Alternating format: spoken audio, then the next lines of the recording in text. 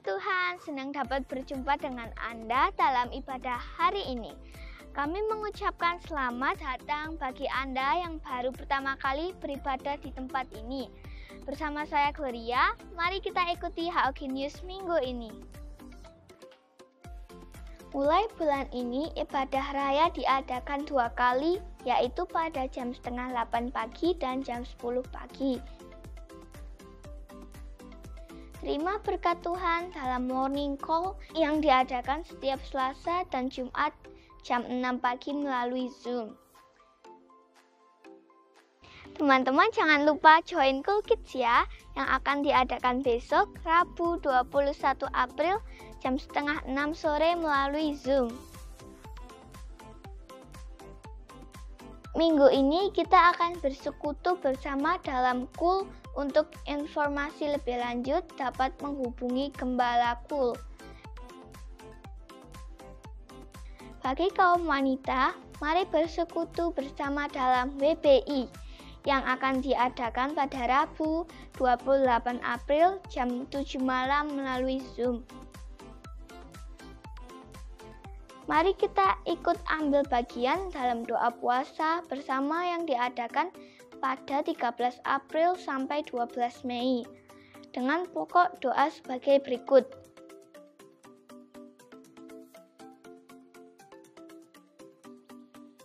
Jenis puasa bebas ditentukan oleh masing-masing pribadi.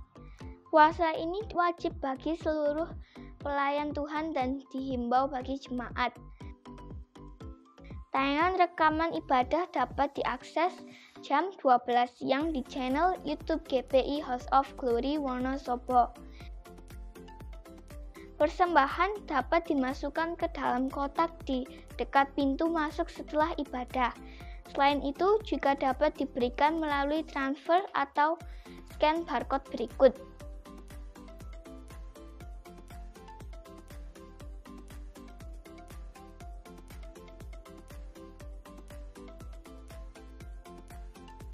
Kita tahu sekarang bahwa Allah turut bekerja dalam segala sesuatu untuk mendatangkan kebaikan bagi mereka yang mengasihi Dia, yaitu bagi mereka yang terpanggil sesuai dengan rencana Allah.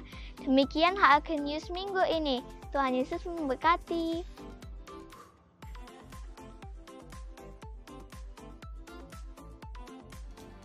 Shalom umat Tuhan. Kita semua bersuka cita pagi hari ini, amin. Mari saya undang kita semua boleh bangkit berdiri, kita akan mulai ibadah pagi hari ini. Kita satukan hati kita dalam doa. Bapa, kami bersyukur untuk ibadah pagi hari ini. Kesempatan yang Kau berikan ya Tuhan, kami boleh datang menyembah Engkau. Kami juga bersyukur kami boleh mengenal Engkau, bertumbuh di dalam Engkau. Semakin hari semakin melekat kepadamu Tuhan. Terima kasih Bapa, kami bawa korban syukur kami di hadapan-Mu. Apapun yang terjadi dalam hidup kami mau katakan Engkau baik. Engkau Bapa yang sangat baik. Terima kasih Tuhan. Kami percaya Tuhan, di dalam Engkau kami terima kekuatan yang baru, pengharapan yang baru, sukacita yang daripada-Mu Tuhan. Terima kasih Bapa, terima kasih. Kami siapkan hati kami untuk menyembah Engkau. Di dalam nama Tuhan Yesus kami berdoa. Amin. Umat Tuhan boleh kembali duduk. Mari sama-sama kita naikkan syukur kita kepada Tuhan.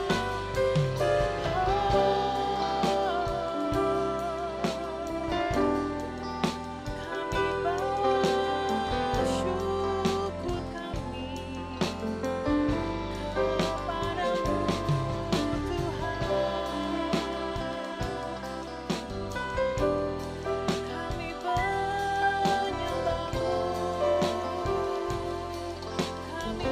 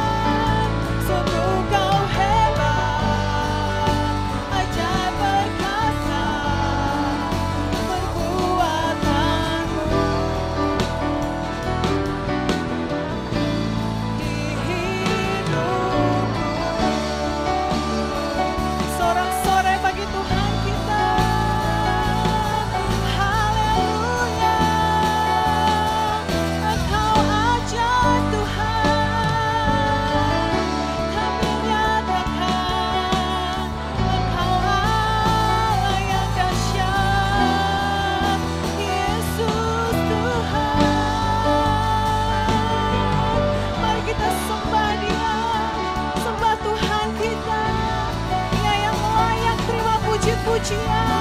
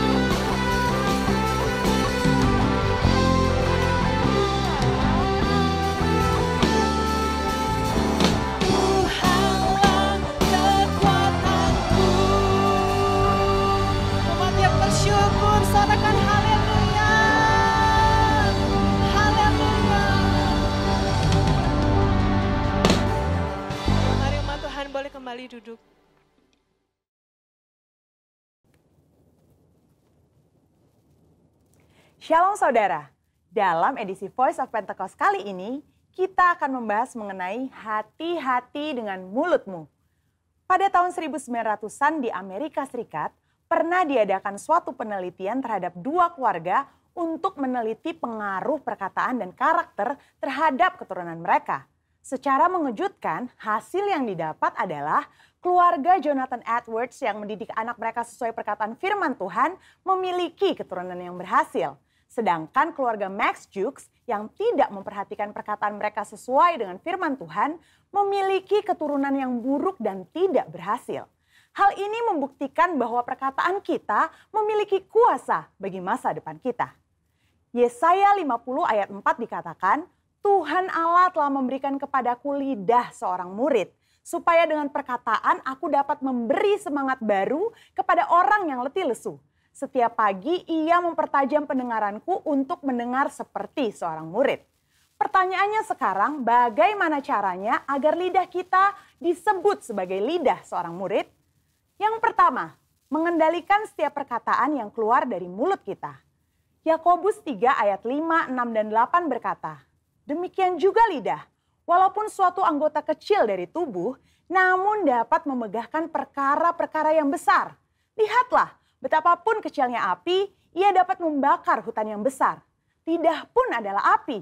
Ia merupakan suatu dunia kejahatan dan mengambil tempat di antara anggota-anggota tubuh kita sebagai sesuatu yang dapat menodai seluruh tubuh dan menyalakan roda kehidupan kita.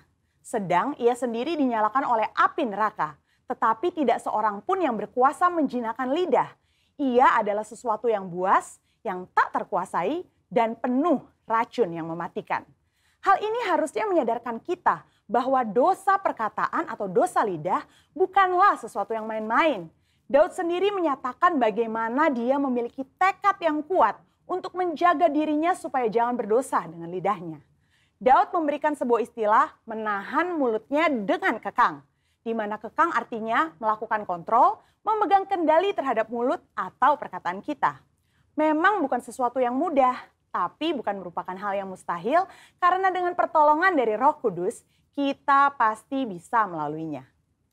Yang kedua, menyadari bahwa semua perkataan kita diperhatikan oleh Tuhan.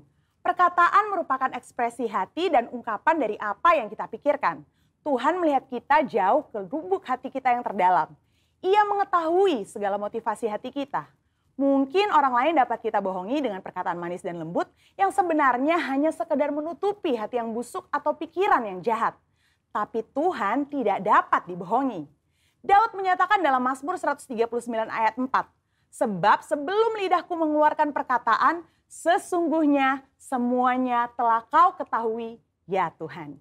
Dalam konteks dunia modern saat ini, di mana media sosial menjadi salah satu sarana komunikasi yang dipakai untuk mengungkapkan ide, pendapat, komentar, informasi, bahkan curahan isi hati, jari-jari kita sebagai alternatif lidah atau bisa dikatakan sebagai lidah yang menuliskan perkataan kita di medsos juga harus kudus. Jangan sampai jari-jari kita mengetikkan pesan hoax, yaitu berita sembarangan yang tidak terbukti kebenarannya, apalagi yang menimbulkan perpecahan, kebencian, kebingungan, bahkan penyesatan bagi orang-orang yang membacanya.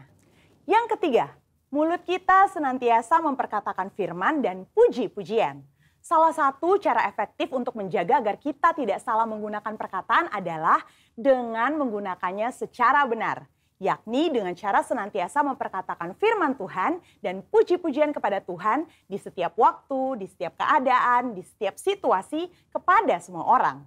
Sambil kita memuji-muji Tuhan, ingatlah apa yang Tuhan nyatakan melalui Yakobus dalam suratnya. Jikalau ada seorang menganggap dirinya beribadah, tetapi tidak mengekang lidahnya, ia menipu dirinya sendiri. Maka sia-sialah ibadahnya. Sebagai contoh, bila kita mengalami suatu kejadian yang kurang baik, kita tetap memperkatakan ucapan syukur kepada Tuhan dan bukannya bersungut-sungut, karena firman Tuhan berkata, mengucap syukurlah dalam segala hal. Yang keempat, menyelaraskan perkataan dengan perbuatan kita. Dalam 1 Yohanes 3 ayat 18 dikatakan bahwa kita harus mengasihi bukan hanya dengan perkataan atau dengan lidah saja, tetapi dengan perbuatan dan dalam kebenaran. Perkataan adalah sesuatu yang nyata dan dapat didengar secara nyata. Namun, ketika perkataan diucapkan untuk menyatakan perasaan kasih kepada seseorang, hal tersebut bisa menjadi sesuatu yang tidak berarti apa-apa jika tidak disertai dengan perbuatan nyata seperti yang dikatakan. Misalnya, ketika kita berkata bahwa kita mengasihi Tuhan dengan segenap hati, namun kita malas beribadah atau malas melakukan firman Tuhan, maka perkataan kita tidak bermakna sama sekali. Kita perlu menyelaraskan perkataan dengan perbuatan kita. Dengan demikian, membantu kita untuk berpikir sebelum berkata-kata. Amsal 18 ayat 20-21 mengingatkan bahwa hidup dan mati dikuasai lidah. Oleh sebab itu, kita perlu memperhatikan apa yang kita ucapkan. Biar dari mulut kita hanya keluar kata-kata yang membangun, bukan menghancurkan. Menguatkan, bukan melemahkan. Ingat, Amsal 18 ayat 20-21 juga berbicara mengenai apa yang kita ketik di sosial media. Biar perkataan dan postingan kita memuliakan nama Tuhan. Saudara, untuk penjelasan lebih lengkapnya dari tim teologi kami, jangan lupa untuk buka link yang ada di atas atau scan QR Code yang tersedia. Salam integritas, Tuhan Yesus memberkati. Salam Bapak Ibu yang dikasih Tuhan, semua bersuka cita pagi hari ini, amin. Mari kita bangkit berdiri, kita akan berkatakan apa yang dimaksud dengan Pentakosta ketiga. Mari bersama-sama katakan. 1. Pentakosta ketiga adalah pencurahan Roh Kudus yang dahsyat di zaman ini, melebihi yang terjadi di Azusa Street. 2. Pentakosta ketiga akan mengakibatkan penuhan jiwa yang terbesar dan yang terakhir sebelum Tuhan Yesus datang kembali. 3. Pentakosta ketiga akan membangkitkan generasi Yeremia, yaitu anak-anak muda yang dipenuhi Roh Kudus, cinta mati-matian kepada Tuhan Yesus, tidak kompromi terhadap dosa, dan akan bergerak untuk memenangkan jiwa. 4. Pentakosta ketiga lahir di Indonesia dan bergerak ke bangsa-bangsa. Gerakan ini dari timur ke barat dan akan kembali ke Yerusalem. 5. Pentakosta ketiga akan memberikan kuasa untuk menyelesaikan amanat agung, dan setelah itu Tuhan Yesus datang kembali. Berikan tepuk tangan bagi Tuhan kita. Mari kita akan terus berkatakan apa yang Tuhan taruh bagi kita. Tahun 2021 adalah tahun integritas. Bersama-sama katakan tahun 2021. Tahun integritas. Sekali lagi dengan semangat, tahun 2021. Tahun integritas. Yang terbaik, berikan tepuk tangan bagi Tuhan kita. Haleluya. Mari satukan hati kita berdoa syafaat. Bapa Surgawi, terima kasih Tuhan Yesus. Kami bersyukur buat pagi hari ini. Kami boleh ada tempat kudus-Mu beribadah kepadamu Bapa. Saat ini bersatu hati berdoa, menopang setiap pemimpin rohani kami Tuhan. Kami berdoa untuk Ketua PPH GPI Bapak Pendeta Dr. Rubin Adi Abraham. Untuk Ketua BPD GPI Jateng dan DIY Bapak Pendeta Gideon Rusli. Untuk Ketua Perwil Baradaya Bapak Pendeta Ruben Sunarto. Untuk Ketua Perwil Semarang Bapak Pendeta Andreas Budi Utomo. Juga untuk Bapak-Bapak rohani kami. Untuk Bapak Pendeta Dr. Insinyur Niko Nyotora Harjo di Jakarta. Untuk Bapak Pendeta Rupi Dirgantara yang di Purwokerto. Juga Gembala Sidang di tempat ini. Bapak Pendeta Timotius Andi. Terima kasih Tuhan Yesus. Buat para pemimpin kami, Bapak-Bapak rohani kami. Mereka yang senantiasa berjaga-jaga atas jiwa kami. Yang berdoa biarlah kasih karunia Bapa berlimpah-limpah dalam kehidupan hamba-hamba-Mu Tuhan. Terus mengurapi mereka dan pengurapan yang baru dengan hikmat dan kuasa Roh Kudus. Tuhan pakai untuk jadi berkat bagi jiwa-jiwa, untuk menyelesaikan amanat agung Tuhan Yesus, mempersiapkan gereja Tuhan jadi umat yang layak dan berkenan di hadapan Tuhan. Tuhan jaga lindungi hamba-hamba-Mu ini Tuhan, seluruh keluarganya, semua dalam perlindungan Tuhan yang sempurna. Terima kasih Bapa. Kami bersyukur buat para pemimpin kami. Kami juga berdoa buat kota Wonosobo dan Semarang. Kota yang Tuhan percayakan bagi kami. Kami berdoa kasih-Mu Tuhan melimpah atas Wonosobo dan Semarang. Diberkati Tuhan, penuh dengan damai sejahtera. Dan ada lawatan Tuhan atas Wonosobo dan Semarang. Berkati para pemimpin kota ini ya Bapa. Mereka boleh menjalankan pemerintahan dengan takut akan Tuhan. Berkati gereja-gereja Tuhan yang di Wonosobo dan Semarang. Bergandengan tangan memberkati Wonosobo dan Semarang. Dan kami percaya berkat-berkat ilahi juga dinyatakan atas kota-kota ini ya Bapa. Terima kasih Tuhan Yesus. Terlebih kami juga berdoa buat Indonesia. Kami mengasihi bangsa ini Tuhan. Kami rindukan Tuhan sungguh-sungguh lawatan Tuhan nyatakan atas Indonesia. Bapa Tuhan, Berkati Tuhan bangsa ini Bapa. Nyatakan kemuliaan-Mu Bapa atas Indonesia. Berkati pemimpin bangsa ini, dari presiden, wakil presiden, seluruh jajaran kabinet, TNI, Polri. Tuhan berkati mereka bahkan sampai tingkat RT RW. Diberikan roh takut akan Tuhan dalam hati mereka. Kebijaksanaan dari Tuhan dalam pikiran mereka. Berkat-Mu Tuhan. Nyatakan kemuliaan atas pemimpin bangsa ini Bapa. Melalui mereka Indonesia akan mengalami kemajuan demi kemajuan. Dan Tuhan terus nyatakan kasih Tuhan atas Indonesia. Pertobatan jiwa-jiwa, lawatan Tuhan nyatakan atas bangsa ini. Kami juga tahu Tuhan, kami percaya ketika hari-hari ini bangsa ini mengalami goncangan demi goncangan. Kami tahu Tuhan ini waktunya bahwa lawatan Tuhan nyatakan atas Indonesia. Bangkitkan generasi Yeremia Tuhan. Anak-anak muda yang cinta mati-matian akan Tuhan Yesus. Yang tidak kompromi terhadap dosa. Dan akan dipakai Tuhan jadi berkat bagi bangsa ini bahkan sampai bangsa-bangsa. Kami percaya Tuhan, hari-hari ini waktunya bahwa penuaian jiwa besar-besaran terjadi atas Indonesia. Terima kasih Tuhan Yesus. Kami juga berdoa buat Yerusalem. Salam Yerusalem, damai sejahtera Tuhan turun atas Yerusalem. Kami juga berdoa buat persembahan yang kami berikan. Tuhan kuduskan, sucikan persembahan kami. Karena kami adalah orang yang diberkati Tuhan. Kami berikannya dengan sukacita. Di dalam nama Tuhan Yesus Kristus. Haleluya. Amin.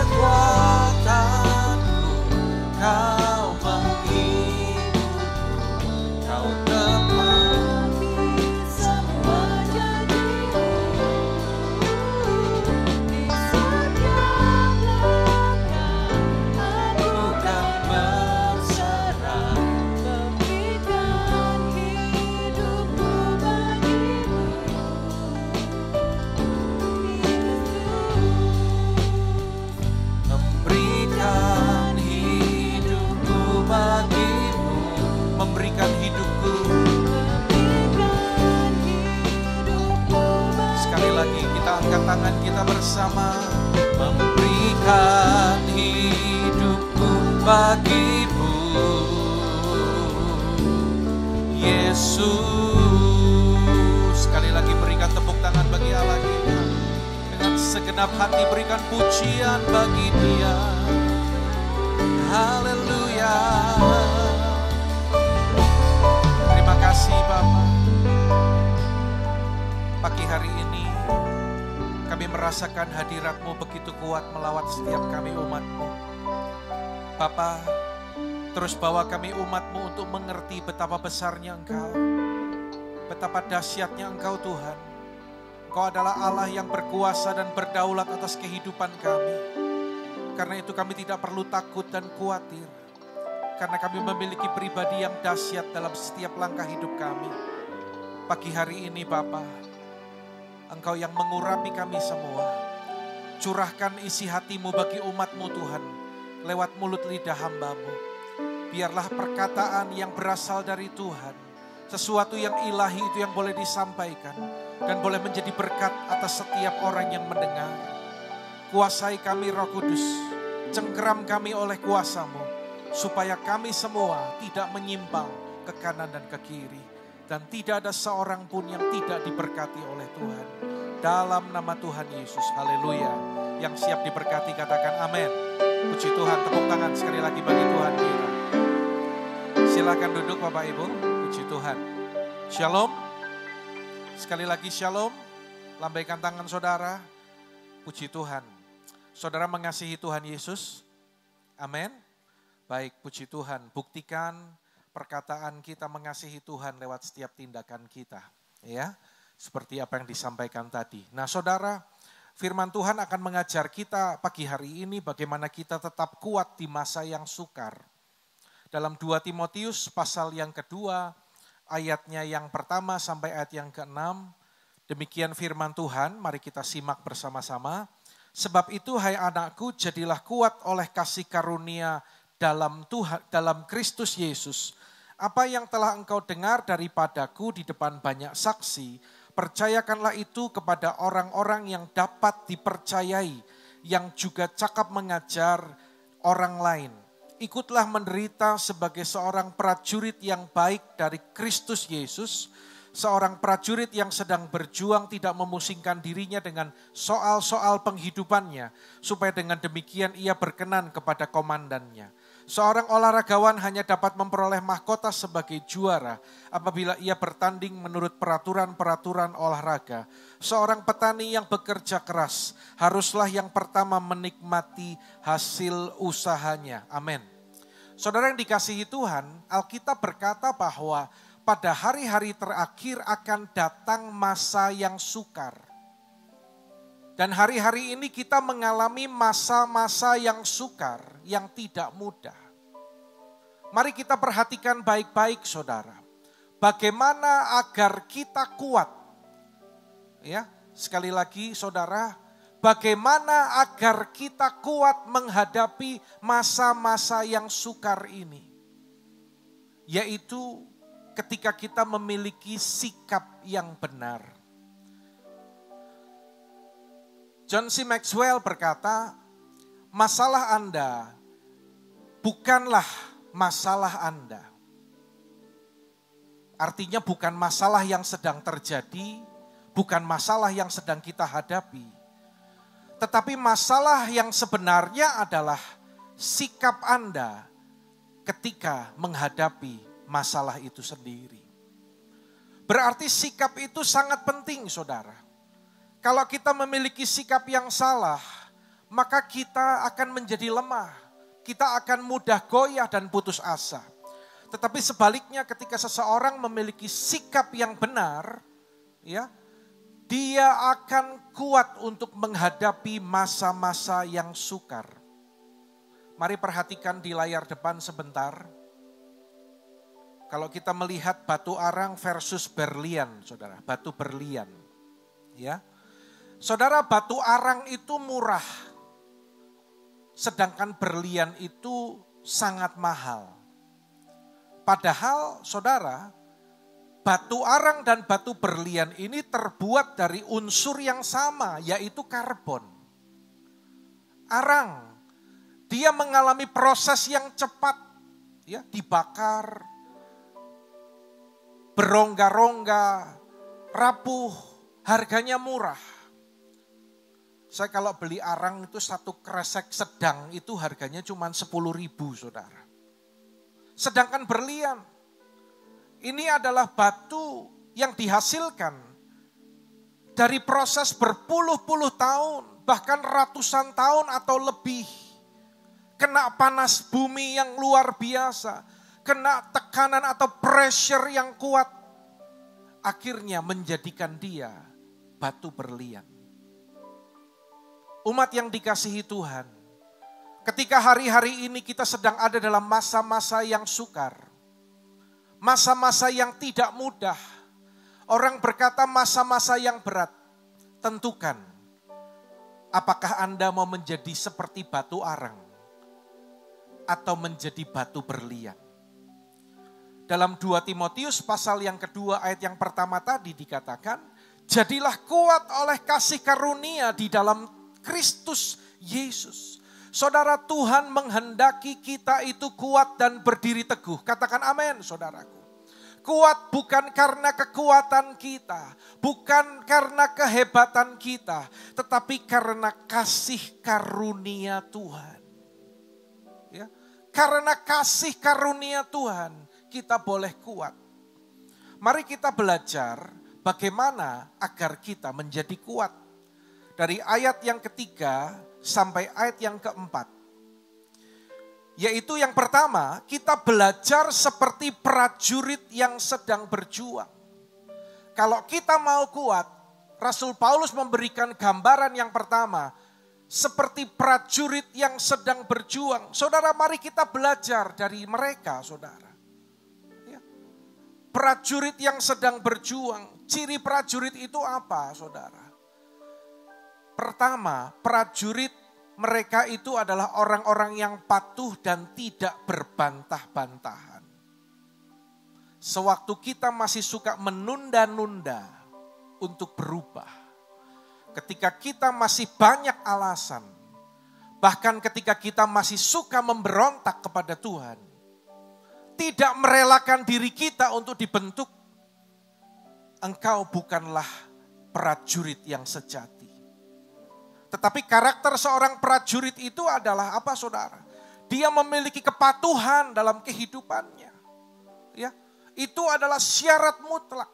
Karena tanpa kepatuhan, maka prajurit itu tidak akan mengalami kemenangan.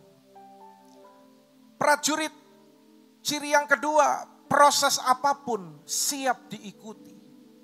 Prajurit tidak bisa nawar, saudara. Prajurit nggak bisa minta supaya keinginannya dituruti. Prajurit nggak bisa nawar ketika komandannya perintahkan sesuatu bagi dirinya. Itulah prajurit. Saudara, ikut Tuhan Yesus itu tidak serta-merta otomatis semuanya itu serba bahagia. Betul tidak, saudaraku? Seorang prajurit yang baik siap mengalami proses. Yang mengerti katakan amin, saudaraku. Tidak ada yang instan ketika kita itu mengikut Tuhan. Semuanya harus melewati yang namanya proses pembentukan dari Tuhan. Tinggal bagaimana tadi dikatakan bukan prosesnya, bukan masalah yang sedang terjadinya, tetapi bagaimana sikap saudara dan saya itu akan menentukan bagaimana proses itu berakhir dengan baik atau tidak. Yang ketiga, ciri prajurit, pusat perhatian dan pikirannya hanya kepada sang komandan.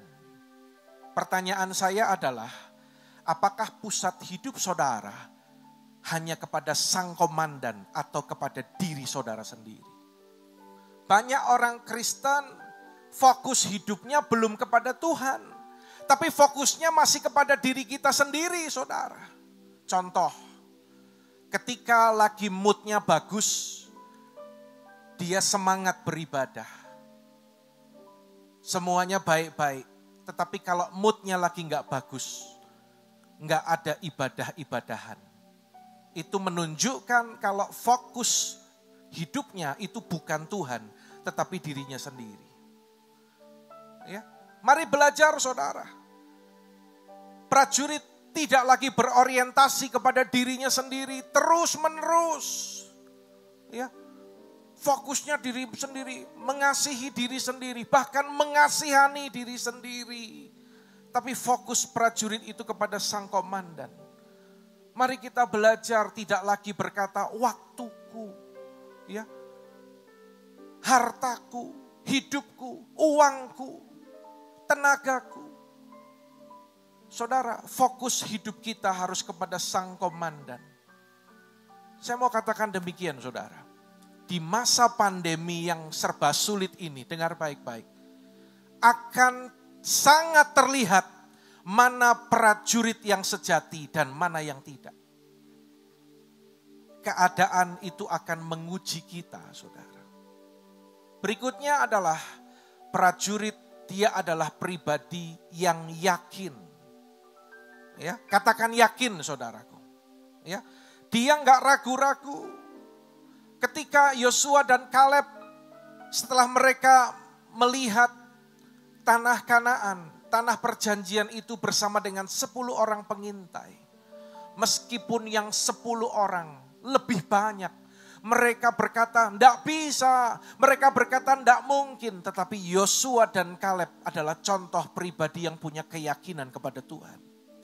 Mereka tetap berkata, kita akan maju dan menduduki negeri itu sebab kita pasti akan mengalahkan musuh-musuh kita. Ini adalah contoh pribadi yang yakin, saudara. Ya, saudara, mari kita belajar untuk punya keyakinan yang kuat. Jangan mendua hati, jangan mudah ragu-ragu atau bimbang, apalagi terhadap janji Tuhan. Jangan mudah kita ragu. Umat yang dikasihi Tuhan, situasi yang hari-hari terjadi memang tidak menentu. Ya, setiap lini kehidupan ini mengalami, saudara. Tetapi dengar baik-baik. Jangan izinkan apa yang saudara dengar, apa yang saudara lihat, ya, apa yang saudara hadapi itu mendikte imanmu, saudara. Tapi hiduplah oleh iman. Hiduplah oleh kekuatan dari firman Tuhan, saudara. Tetap percaya kepada janji-janjinya. Itu adalah ciri seorang prajurit. Dan prajurit, dia punya disiplin yang sangat tinggi. Ya, kalau kita mengatakan diri kita prajurit, maka pastilah punya kedisiplinan. Katakan amin, saudaraku. Tanpa tingkat disiplin yang tinggi, kita tidak mungkin menjadi prajurit yang andal. Saudara, berbicara tentang disiplin, berbicara tentang kesungguhan. Mari umat Tuhan, perhatikan ini baik-baik. Jangan main-main dengan ibadahmu, saudara. Jangan main-main dengan waktu doamu dengan Tuhan. Jangan kalau masalah datang, baru cari Tuhan. Berulang kali saya ingatkan, jangan sampai masalah nanti datang, baru berubah. Jangan sampai masalah datang, baru sadar. Jangan sampai masalah datang, baru sungguh-sungguh dengan Tuhan. Ya, orang yang punya disiplin yang tinggi dalam hal ibadah, dalam hal waktu-waktu dia dengan Tuhan. Saudara, dia akan punya kekuatan. Orang yang disiplin dengan pola makan, makanan yang baik, makanan yang clean, ya, makanan yang bergizi, menjauhkan diri dari makanan-makanan yang tidak berguna atau junk food. Saudara, maka pola hidupnya, kesehatannya juga baik. Itu akan membuahkan hasil, saudara. Mari kita belajar untuk disiplin. Secara khusus, bagaimana kita mendisiplin kerohanian kita. Tanggal 13 April yang lalu sampai tanggal 12 Mei nanti, Tuhan memberikan tuntunan untuk kita bersama-sama masuk dalam doa puasa bersama. Ya, saudara terlibat enggak? Coba, fokusnya Tuhan apa diri sendiri? Aku enggak kuat, Pak, capek. Pencernaanku enggak tahan kalau aku puasa. Kan puasanya bebas. Kalau enggak tahan puasa, enggak makan, Anda bisa ambil puasa Daniel. Ya, ini adalah salah satu contoh disiplin, saudara. Lambung saya ini kemarin kan sempat bermasalah. Ya, karena kondisi capek dan salah makan. Udah berbulan-bulan yang lalu dan sampai sekarang memang belum kembali 100% seperti semula. Tetapi saya berdoa, Tuhan, aku mau tetap ambil bagian dalam doa dan puasa. Saya nggak mau pakai kelemahan itu untuk berkata, aku nggak bisa puasa. Karena nanti kalau aku puasa lambungku makin parah gimana? Nah saudara, alasan-alasan seperti itu yang tanpa sadar itu membuat kita itu akhirnya nggak disiplin dengan kerohanian kita.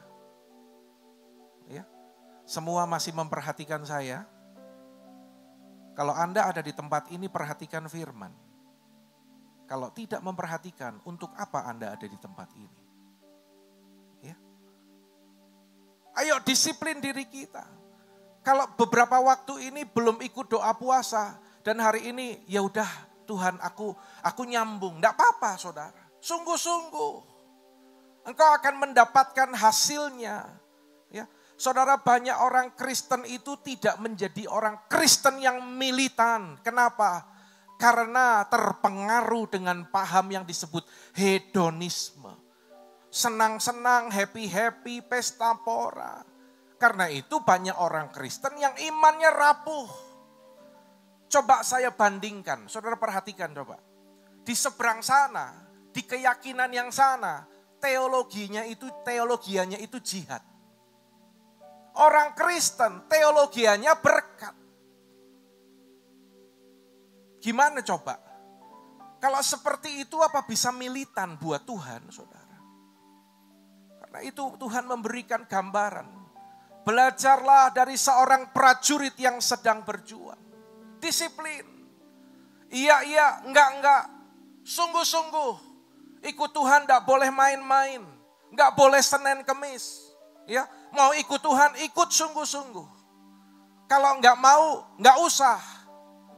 Ikut Tuhan itu enggak bisa anget-anget, saudara. Karena firman Tuhan katakan, engkau enggak panas, enggak dingin, aku memuntahkan engkau keluar dari mulutku. Nanti kita akan melihat, ya, bagaimana kita enggak boleh lengah. Kita harus berjaga-jaga. Karena dalam 1 Petrus pasal yang kelima, ayat yang ke-8 dikatakan, berjaga-jagalah, musuhmu, lawanmu, itu seperti iblis yang berjalan, seperti singa yang mengaum-ngaum. Ya. Iblis itu seperti singa mengaum-ngaum mencari orang yang bisa ditelannya. Berjaga-jaga. Kalau saudara lihat gambar di depan, Anda tahu ini tempat apa? Ya, ini adalah Arizona Memorial Park di Pearl Harbor, Hawaii. Ya, saya pernah ke Hawaii tapi nggak turun dari pesawat, saudara. Cuman pesawatnya transit di Hawaii dulu waktu ikut konferensi Maurice Cerullo. Nah, saudara, apa yang terjadi? Ini adalah tempat bersejarah, yaitu pangkalan militer Amerika Serikat pada tanggal 7 Desember 1941. 360 pesawat Jepang menyerang mereka dan menenggelamkan semua kapal Amerika, saudara. Selama 2 jam Jepang membombardir daerah ini, ya, sampai sejarah mencatat ada 2.400 tentara Amerika mati dan ribuan lainnya itu terluka, saudara. Bayangkan. Seolah-olah Amerika itu sudah benar-benar dilucuti dan kalah total. Apa yang terjadi malam sebelumnya, sebelum peristiwa pemboman itu, saudara? Ternyata tentara Amerika itu sedang berpesta pora. Tidak tahu apa yang terjadi, tidak tahu mereka akan diserang. Petugas penjaga radar memang melihat ada pesawat-pesawat yang mulai datang ke arah mereka. Tetapi saudara dengar, mereka tidak membunyikan alarm. Karena apa? Karena mereka pikir itu adalah pesawat-pesawat Amerika, teman-temannya sendiri yang mau bergabung dengan pesta mereka juga. Konyol enggak, saudara? Lengah. Akhirnya kehancuran total terjadi. Dari pengalaman ini, saudara, itu kalau Anda lihat gambar, itu tempat itu dibangun Memorial Park. Dan di bawahnya itu yang tenggelam itu adalah kapal yang dulu tenggelam dibiarin gitu. Jadi monumen, saudara. Dari peristiwa ini, mari kita belajar. Ketika kita lengah, akibatnya akan sangat berbahaya. Saudara mau kuat? Kayak gak ada orang ini.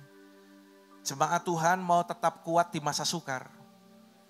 Belajarlah seperti prajurit yang sedang berjuang. Ya. Yang kedua, kalau kita mau kuat di masa yang sukar ini, belajarlah seperti olahragawan yang sedang bertanding. Seorang olahragawan hanya dapat memperoleh mahkota sebagai juara apabila ia bertanding menurut peraturan-peraturan olahraga. Saudara, seorang atlet, seorang olahragawan, dia punya disiplin yang tinggi. Kembali disiplin kan saudara. Dia bangun pagi, dia olahraga, dia lari pagi, dia latihan berat. Bahkan kalau orang bekerja 8 jam sehari, mereka para atlet ini mereka juga bisa berlatih sampai minimal 8 jam sehari saudara. Karena mereka mau jadi juara. Bagaimana dengan diri kita? Kita mau menang enggak saudara? Dalam perjalanan kekristenan kita ini sampai nanti kita sampai kepada kemuliaan Tuhan. Ketika dia datang menjemput kita. Kita mau menang enggak? Atau kita mau asal-asalan aja? Ya dilakoni wae. Saya tuh sebenarnya kurang pas kalau ada anak Tuhan ditanya, gimana kabar usahamu? Ya telaten, itu bukan jawaban yang alkitabiah loh saudara. Jangan jawab telaten dong. Anda kan anak-anak Tuhan, Anda itu punya janji Tuhan. Ya, jadi katakan perkataan tadi disampaikan, perkataan imanmu saudara. Ya, menunjukkan bagaimana pengharapanmu dan percayamu kepada Tuhan. Kalau ditanya atlet ini yang berlatih setiap hari, disiplin makanan diatur. Anda bisa bayangkan kalau disiplin makanan diatur. Kamu enggak boleh gini, kamu harus gini. Enggak bisa saudara. Ya, demikian juga dengan ikut Tuhan saudara. Kalau ditanya mereka, kira-kira mereka bosen enggak ya setiap hari seperti itu? Ya ada kalanya mereka bosen lah saudara. Pasti ada. Tetapi satu kata, yaitu mereka bisa melakukannya karena mereka punya disiplin. Disiplin itu adalah melakukan sesuatu yang harus kita lakukan, meskipun kadang kita tidak ingin melakukan itu. Disiplin membuat kita enggak hidup menurut keinginan kita. Kemarin ada teman saya di Purwokerto, dia buat tema khotbah lucu. Aja sak karepe dewek. Apa artinya? Jangan semau-maunya sendiri. Disiplin itu memang ngajar kita supaya aja sakarepe dewek, saudaraku. Melayani ya sakarepe dewek. Ibadah ya sakarepe dewek. Apa urusannya Pak Gembala ngatur-ngatur aku ibadah? Ya memang saya enggak punya hak, saudara. Tetapi di tempat ini saya punya kewajiban untuk mengingatkan saudara. Jangan nanti kalau perlu ada kesulitan, ada apa-apa, baru teriak-teriak. Ya, saya ingatkan itu. Jangan lupa, kita itu butuh Tuhan, saudara. Kita itu perlu Tuhan senantiasa. Kembali lihat saudara, bagaimana seorang olahragawan, ya, dia bertanding, menguasai dirinya dalam segala hal. Tetapi Alkitab beri keterangan gini, mereka berbuat demikian untuk memperoleh suatu mahkota yang fana. Ya cuman selesai udah fana. Tetapi Paulus menjelaskan, kita untuk memperoleh suatu mahkota yang sama-sama apa? Abadi. Catat ini baik-baik saudara. Berulang kali Paulus menegaskan pertandingan kita itu untuk memperoleh mahkota yang abadi. Perjuanganmu, pertandingan imanmu, kedisiplinan saudara dalam hal ibadah, dalam hal pelayanan, apapun yang kau lakukan. Bukan untuk yang fana, tetapi untuk mahkota yang abadi. Tapi mari jujur, seringkali kita kalahkan dengan hal-hal yang fana. Jawab dengan jujur dalam hatimu saudara. Jawab dengan jujur. Kalau menyadari itu, mari segera bertobat saudara. Ada seorang bernama Wilma Rudolph. Siapa dia? Dia adalah seorang atlet wanita dari Amerika Serikat yang sangat luar biasa. Dia atlet lari ya saudara. Wanita Amerika pertama yang memenangkan 3 medali emas dalam satu event olimpiade sekaligus. Bayangkan. Kalau kita mendengar cerita seperti ini, wow, luar biasa. Orang ini memang berbakat. Orang ini memang atlet yang luar biasa. Tetapi tahukah Anda, apa yang dialami oleh Wilma Rudolph sebelumnya? Sejak kecil dia mengalami sakit polio, saudara. Dan Anda tahu, orang yang kena polio itu kan kakinya besar separuh. Ya. Dan usia 5, 7, 8, 9 dia itu sampai lumpuh, enggak bisa jalan. Tetapi ayahnya ini terus berjuang dan bawa dia ke dokter, saudara. Bawa dia ke dokter, bertahun-tahun diobati. Sampai akhirnya pada usia 12 tahun, dia mulai belajar jalan. Tapi dia punya cita-cita, aku pengen jadi atlet. Dan dia terus berlatih, aku pengen jadi atlet pelari nasional. Orang tuanya sedih. Karena orang tuanya menyadari, anakku bagaimana mungkin kamu habis sakit polio, gimana kamu bisa jadi pelari. Ya, tetapi saudara, ibunya ini memang luar biasa. Ibunya berkata demikian, Wilma, kamu tidak akan pernah tahu kalau kamu tidak pernah mencoba. Akhirnya dia berlatih, dia terus berlatih dan ikut lomba lari di daerahnya. Ternyata memang dia dapat juara, meskipun juara dari belakang, saudara. Tetapi sekali lagi ibunya bilang, enggak apa-apa Wilma, enggak apa-apa kamu belum berhasil, kan baru sekali. Ingat kamu kan pernah lumpuh, kamu kan pernah sakit polio, kamu bisa ikut seperti ini juga sudah luar biasa, jangan menyerah, jangan menyerah. Akhirnya dia bertemu dengan seorang pelatih yang luar biasa. Dilatihlah Wilma ini. Dan sampai akhirnya tahun 1960 dalam Olimpiade dia meraih 3 medali emas sekaligus. Saudara, tidak ada sesuatu yang istimewa ketika juara mendapat medali. Bahkan mendapat 3 medali emas sekaligus dalam satu Olimpiade. Tetapi yang istimewa adalah juara kali ini adalah orang yang dulunya pernah polio. Berapa banyak orang dibelenggu oleh keadaan, oleh pikiran secara khusus.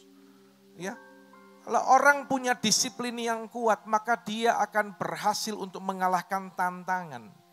Ingat beberapa waktu yang lalu saya sampaikan, ada beberapa musuh dalam kehidupan kita. Ya, jalan dunia ini roh-roh jahat dan yang ketiga adalah hawa nafsu daging atau diri kita sendiri. Kalau kita punya disiplin, maka kita bisa mengalahkan tantangan yang terbesar yaitu diri kita sendiri. Masih pada poin yang kedua, lihat. Latihan badani terbatas gunanya, tetapi ibadah itu berguna dalam sama-sama apa? Segala hal. Karena mengandung janji bukan hanya untuk hidup saat ini, tetapi juga untuk hidup yang akan datang. Saudara, olahraga itu baik, ada gunanya. Tetapi Alkitab berkata terbatas. Tetapi ibadah itu sangat berguna dalam segala hal. Kembali tadi, bukan hanya untuk yang fana, tetapi berguna sampai kepada hidupmu yang kekal nanti. Itu Alkitab yang katakan, saudara. Kadang tuh saya masih bingung, saudara. Ada orang yang bisa sediakan waktu sehari itu olahraga bisa 1 jam, 2 jam. Disiplin. Seminggu itu bisa 2 kali, 3 kali. Tetapi doa, apalagi ikut morning call, 1 jam enggak bisa loh saudara. Dengan segala apa yang dia punya, dia bisa lakukan itu. Tetapi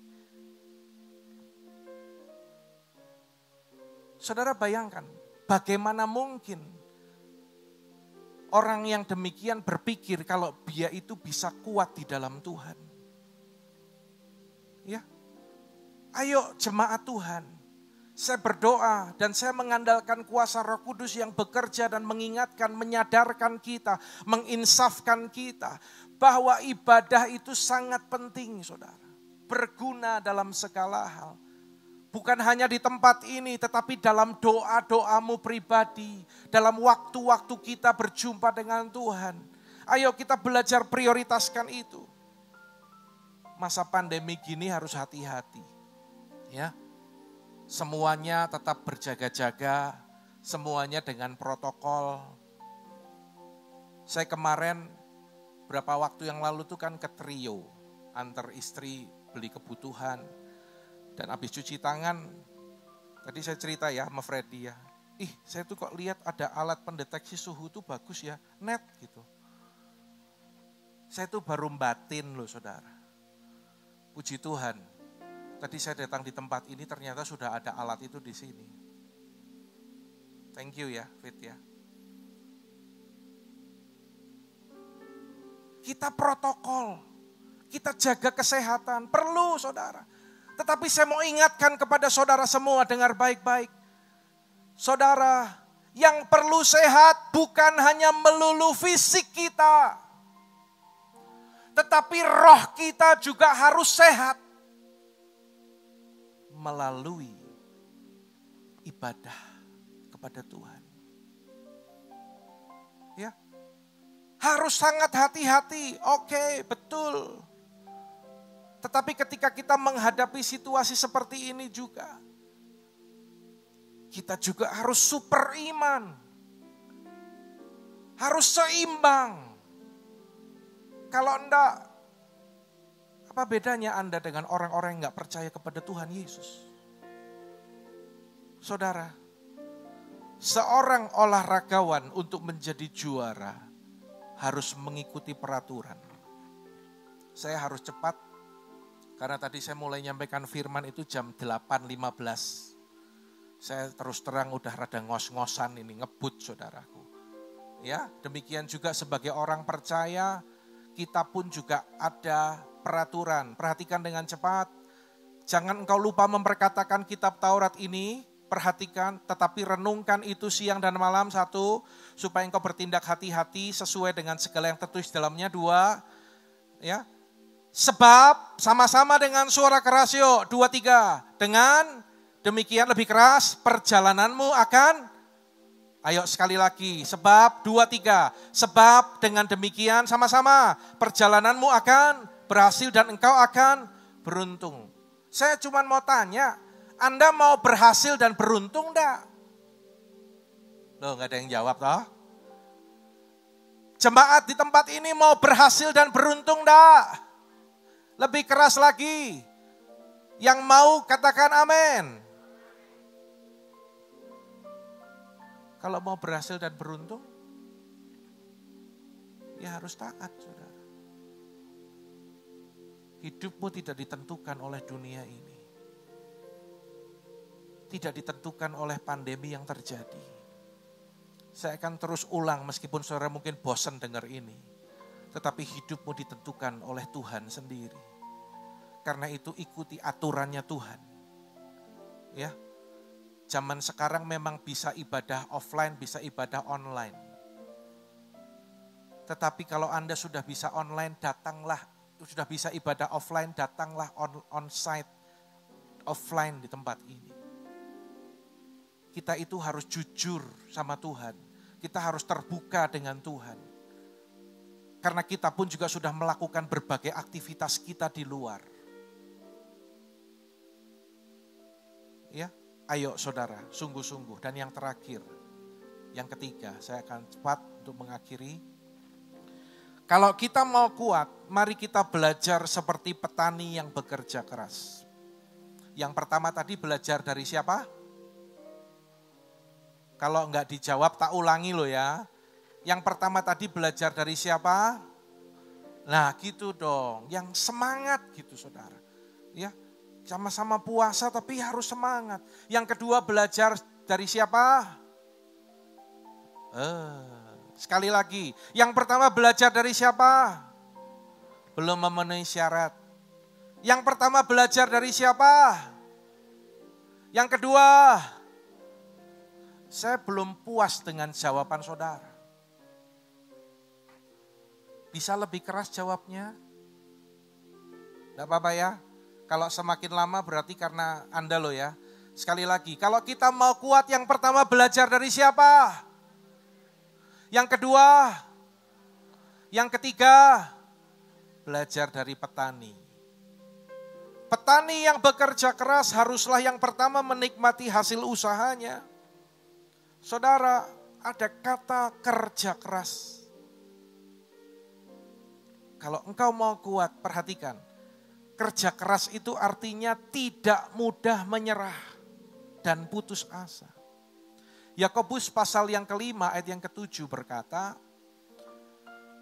saudara-saudaraku, bersabarlah sampai kedatangan Tuhan. Sabar ya, sampai kedatangan Tuhan. Kita semua menantikan itu, amin. Sesungguhnya petani menantikan hasil yang berharga dari tanahnya. Dan ia sabar sampai telah turun hujan musim gugur dan hujan musim semi. Petani selain dia harus bekerja keras, artinya tidak mudah menyerah, tidak mudah putus asa. Dia lakukan yang dia bisa lakukan. Apapun yang dijumpai oleh tanganmu, kerjakan itu dengan sekuat tenagamu. Ya. Dan yang kedua, sabar saudaraku. Sabar itu artinya tekun, ulet, gigih.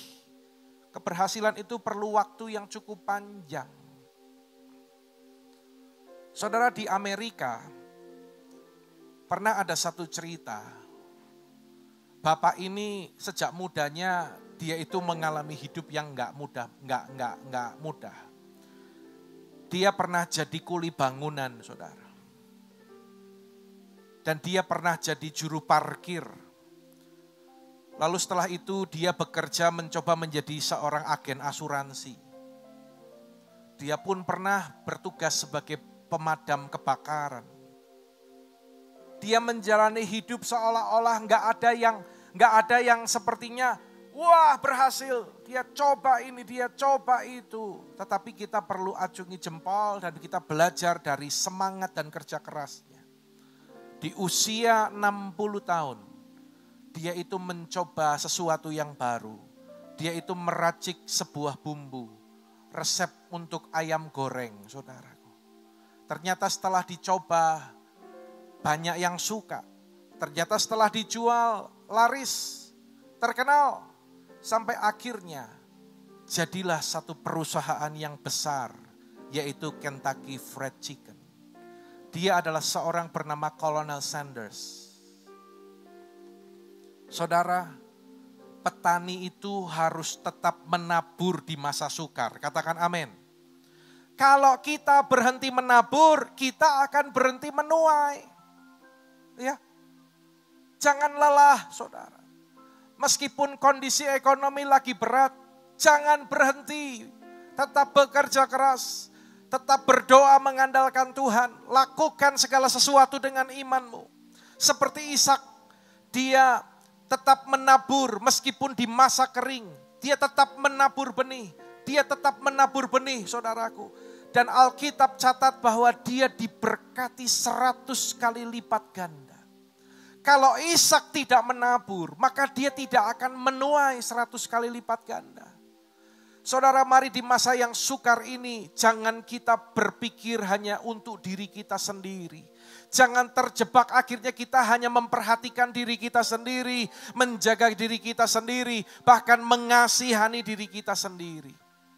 Ya, engkau harus menabur supaya engkau menuai. Ayat ini mengingatkan, jangan kita jemu-jemu berbuat baik, karena apabila sudah datang waktunya, kita akan menuai jika kita tidak menjadi lemah. Saudara, menabur akan menuai jika saudara tidak menjadi lemah.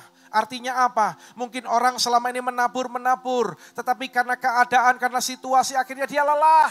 Dan dia berhenti. Dan saat dia berhenti itulah dia berhenti menuai. Dia akan berhenti menuai, saudara. Mari saudara, ayat terakhir. Baca sama-sama dengan suara keras. 2, 3. Orang-orang yang menabur dengan mencucurkan air mata lebih keras akan menuai dengan bersorak-sorai. Lebih keras lagi yuk, 2, 3. Orang yang berjalan maju dengan menangis sambil menabur benih, pasti pulang dengan sorak-sorai sambil membawa berkas-berkasnya. Tepuk tangan bagi Allah kita, saudara. Tetap menabur benih dalam pekerjaan, dalam usaha saudara dengan iman. Tetap menabur benih di ladang Tuhan. Dan tetap menabur benih Injil bagi jiwa-jiwa. Meskipun kita juga lagi susah, meskipun hidup kita juga belum stabil, tetapi tetap beritakan kabar baik. Tetap doakan orang di sekitarmu. Tetap engkau harus menjadi saluran kasih bagi mereka, saudara. Agar jiwa-jiwa ini juga boleh mengenal Tuhan dan diselamatkan.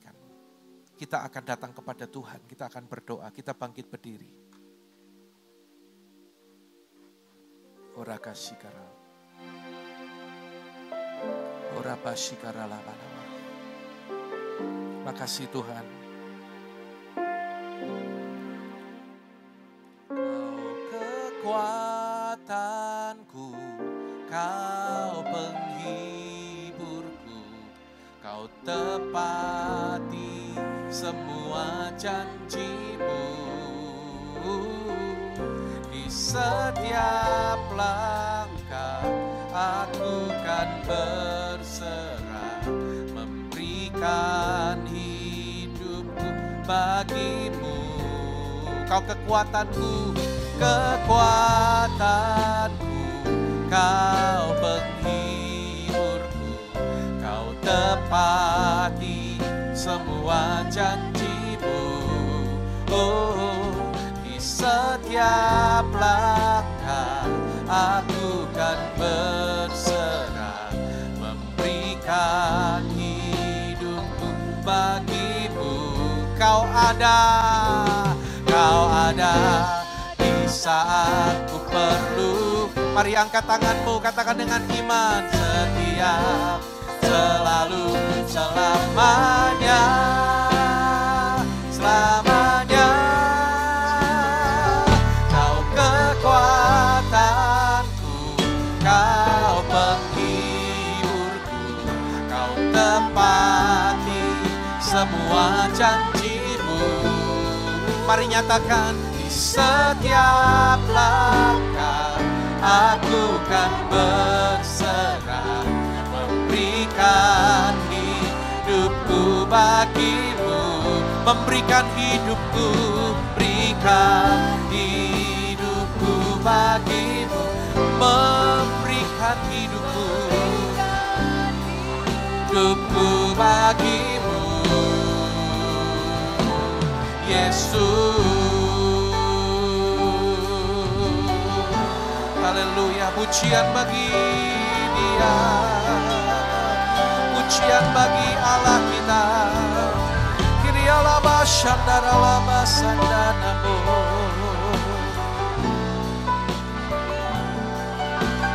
Oralaba shandara. Mari umat Tuhan, engkau yang mendengar dan percaya kepada firman Tuhan pagi hari ini, sekali lagi angkat kedua tanganmu di hadapan Tuhan. Engkau akan tetap kuat. Engkau akan tetap kuat. Karena tangan Tuhan yang menopang kehidupanmu. Engkau akan tetap kuat dalam kasih karunia Tuhan. Bapa, hamba-Mu berdoa, biarlah jemaat-Mu semua tetap kuat Tuhan. Tetap kuat Tuhan. Tetap kuat dalam kasih karunia-Mu Tuhan.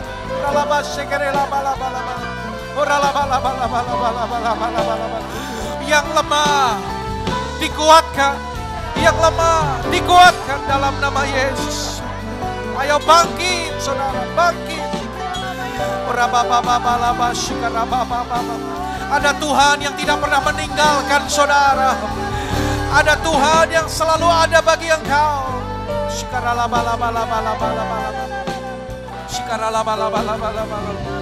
Ajari kami Tuhan. Kami mau belajar dari firman-Mu pagi hari ini. Kami mau belajar taat dan setia kepadamu Tuhan. Bapa, hamba-Mu berdoa Engkau mengurapi setiap umat menjadi umat yang taat dan setia kepadamu. Sehingga mereka boleh mengalami janji-janji Tuhan yang dahsyat dalam kehidupan mereka. Kami tetap kuat dan kami menjadi saksi bagi orang-orang yang belum percaya kepada Tuhan. Terima kasih Bapa. Yang lemah Engkau dikuatkan dalam nama Yesus. Segala tipu muslihat iblis yang mencoba melemahkan, mencoba menekan umat Tuhan dengan segala cara, dengan pikiran-pikiran yang keliru, dengan pikiran-pikiran yang menyesatkan. Segala tipu muslihat itu dipatahkan di dalam nama Yesus dan tidak berkuasa lagi. Kuasa Tuhan mengalir dalam kehidupanmu saudara. Engkau berharga di mata Tuhan. Engkau dikasihi. Tuhan mau engkau bangkit. Tuhan mau engkau menang saudara. Mari lakukan nilai-nilai yang Tuhan ajarkan pagi hari ini. Disiplin. Disiplin rohani. Disiplin dalam ibadah. Dalam melayani Tuhan. Bekerja keras. Sabar. Percaya kepada Tuhan.